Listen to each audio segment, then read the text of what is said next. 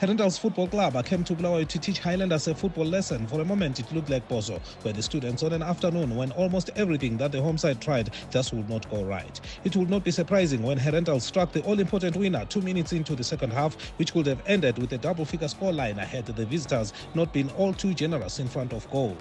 Herentals had showed they meant business as early as half a minute into the match, forcing a serve with Wilmore Chimbetu tossing and turning in the box to squeeze a low shot that Rafael PTC gathered before it crossed the line. In perhaps their best moment of the first half, Highlanders then raided the Herentals goal. Malvin Hatiwagoni's cross finding Mafias Chiweta, whose low shot missed the left upright by inches. During Highlanders' best phase of the match, it looked like the lamb had come to the slaughter, Boso crafting yet another good-looking chance that Chiweta spanned to the grandstands.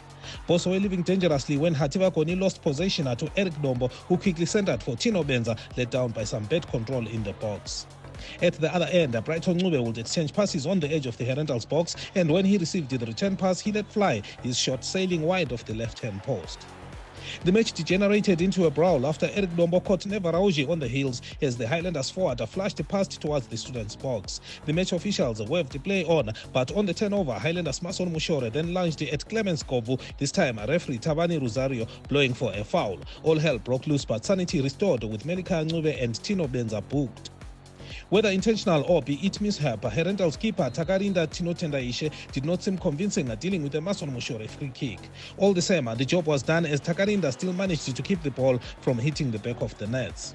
Nil at half-time, Herentals would be happy to have absorbed whatever the home side had thrown at them, saving the best for a second half where they normally finish stronger.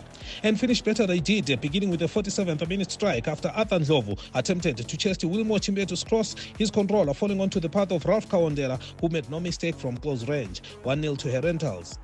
In response, Boso flattered to deceive, piercing through the Herentals defense line, but the cutting edge was missing. Highlanders would survive by the skin of their teeth after a Rafael PTC intended pass was intercepted by Tino Benza, who did well to round off Athan Ndlovu, only to do badly, rushing his shot to miss the inside of the left-hand post by inches. Herentals camped in the Boso box and they looked like they would pummel the home side into submission. On a day when for some reason they were just jittery, Highlanders lacked composure, committing unforced errors as it slowly emerged this would just not be their day. As the visitors mesmerized, Ralph Kawondera then dazzled Prince Ndlovu wide on the left before swinging a dangerous crosser that PTC could only tip onto Wilmore Chimbetu, who could not direct his shot on target.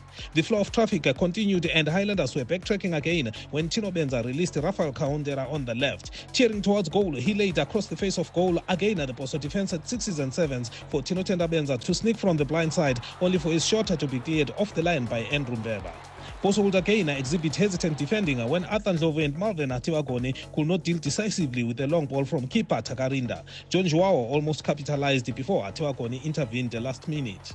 Finally, Boso were attacking the Herentals goal after Neva Rauji picked up possession in the box, but from his narrow angle, it was always going to be difficult despite the power behind Rauji's shot. For once, we got the feeling Highlanders were on the resurgence and they almost stunned Herentals off an Andrew Mbeba header, but it went straight into the arms of a well-positioned Takarinda. Boso applied almost everything in the book. They changed personnel, tried shooting from afar, but on a Sunday when on the pitch, they certainly looked like their problems off the pitch. Hard as they may have tried, nothing was coming together. If anything, it looked more likely they would concede a second, but having blown one too many opportunities, Benza was not taking any more chances, instead passing responsibility to Gingerhead Blessing Piri, who was quickly flooded by Highlanders players as he looked to shoot.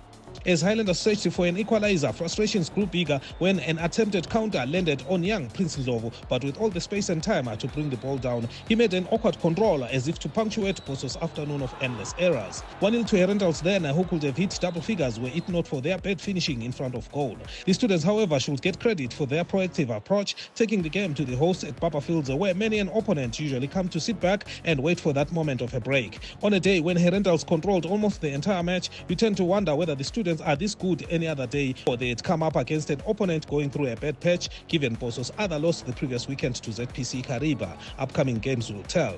For the Premier Soccer League at Barbouurfields Stadium in Bulawayo, I'm Thandazani Zimbwa.